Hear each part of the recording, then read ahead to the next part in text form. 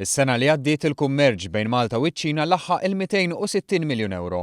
Ammont li rażieda fuq is-sena ta' qabel kemm fl-importazzjoni kif ukoll fl-esportazzjoni. Kummerċ li però skont iċ-Chairman tal-Malta Enterprise William Waite għadu mhux jisfrutta l-potenzjal sħiħ ta' relazzjoni bejn iż-żewġ pajjiżi.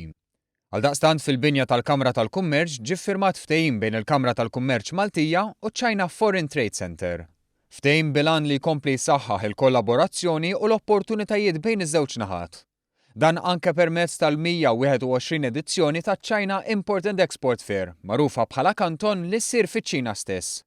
Din hija l-ikbar fiera fiċ-Ċina imqasma fuq 1.1 miljun metru kwadru u li s-sena li għaddiet sarfet f'kummerċ ta' $27.9 biljun Amerikan. Fiera kbira b'iktar minn 24,000 eżibitur.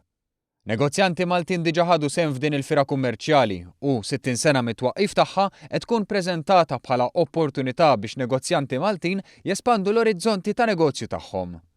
Fil-fatt il-President tal-Kamra tal-Kummerċ Anton Borg innota l-kobor u tkabbir tal-ekonomija Ċiniża u żied jgħid li Malta għandha tisfrutta dawn l-opportunitajiet u mhux biss fix-xiri u l-beħ ta' prodotti. Kif il-businessman ta' Malta jista' pereżempju jagħmilha ta' medjatur għal North Africa.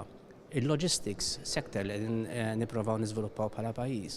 Dan huma kollha setturi li Malta nistgħu nisfruttaw jekk aħna nsiru aktar qrib mal-business community ġo China. Ma Chunzi, Viċi President ta' China Foreign Trade Center, innota kif fl-aħħar 30 sena iċ-Ċina għaddiet minn riformi soċjali u ekonomiċi importanti u inizjattivi bħal dawn jimxu id fit mal-kunċett One Belt One Road biex iċ-Ċina ikollha konnessjonijiet iktar b'saħħithom mal-bqija tad-dinja fejn jidħol negozju, infrastruttura u oħrajn.